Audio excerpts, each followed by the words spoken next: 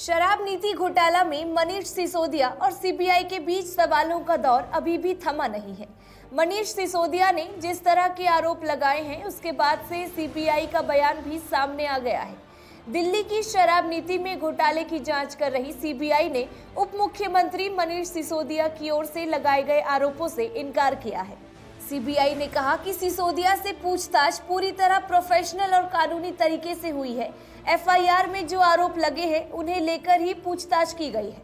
CBI ने सोमवार को मनीष सिसोदिया से करीब 9 घंटे पूछताछ की।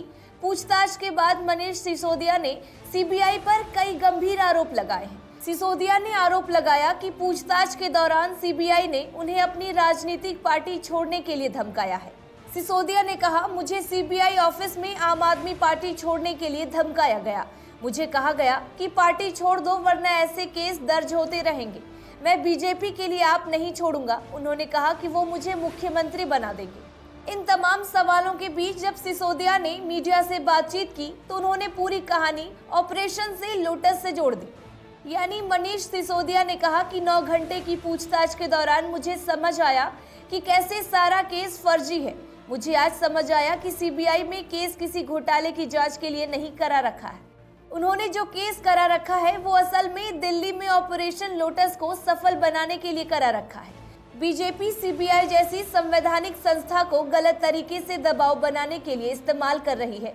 वहां मुझे साइड में कहा गया कि आप पार्टी छोड़ दो वरना ऐसे ही केस चलते रहेंगे। मुझे कहा गया कि सत्येंद्र जैन पर कौन सा केस है, जैसे वो जेल में हैं 6 महीने से, आप भी जेल में रहेंगे ऐसे ही।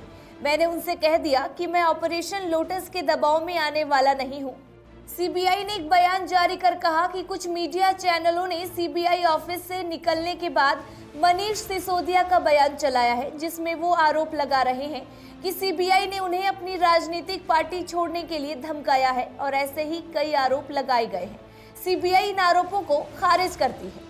सिसोदिया के साथ पूछताछ बिल्कुल कानूनी और प्रोफेशनल तरीके से हुई है, जैसे कि उनके खिलाफ दर्ज एफआईआर में आरोप है। इस मामले की जांच कानून के मुताबिक चलती रहेगी। जांच एजेंसी ने कहा कि अब उनके बयानों की जांच की जाएगी और फिर जरूरी एक्शन लिया जाएगा। अगर आगे जरूरत पड़ी तो सिसोदिया को फिर से पूछताछ के लिए बुलाया जा सकता है।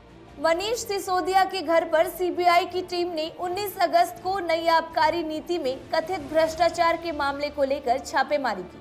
सीबीआई ने इस मामले में 17 अगस्त 2022 को एफआईआर दर्ज की थी, जिसमें सबसे पहला अभियुक्त मनीष सिसोदिया को बनाया गया है और कहा गया है कि बिचौलियों ने गलत तरीकों से फायदा पहुंचाने में मदद की है। अगर मनीष सिसोदिया और अन्य अभियुक्त इस मामले में संबंधित अदालत में दोषी पाए जाते हैं तो उन्हें कम से कम 6 महीने के कारावास की सजा हो सकती है। दिल्ली के उपराज्यपाल विनय कुमार सक्सेना ने दिल्ली की आबकारी नीति को लागू करने में कथित अनियमितताओं को लेकर जांच की सिफारिश की थी। बता दें कि शराब नीति 2020 में प्रस्तावित की गई थी, जिसे नवंबर 2021 में लागू किया गया। इसके तहत दिल्ली को 32 जोन में बांटा गया और हर जोन में 27 दुकानें खुलनी थी। इस नीति के तहत सिर्फ निजी दुकानों पर ही शराब बेची जा सकती थी, यानी सरकारी दुकानें पूरी तरह बंद कर दी गई थी। हर नगर निगम वार्ड में 2 से 3 दुकानें खोली जानी थी। इसका मकसद लीकर माफिया और कालाबाजारी को खत्म करना और शराब की दुकानों का समान वितरण सुनिश्चित करना था। इसके लिए दिल्ली सरकार ने लाइसेंस धारकों के लिए नियम में कुछ ढील भी दी थी, जैसे उन्हें डिस्काउंट देने और सरकारी एमआरपी के बजाय अपनी कीमत खुद तय करने की अनुमति देना। इसके बाद विक्रेताओं ने डिस्काउंट दिए, लेकिन विपक्ष के विरोध के बाद कुछ समय के लिए डिस्काउंट वापस भी ले लिए गए थे। Bureau report, the VOB India.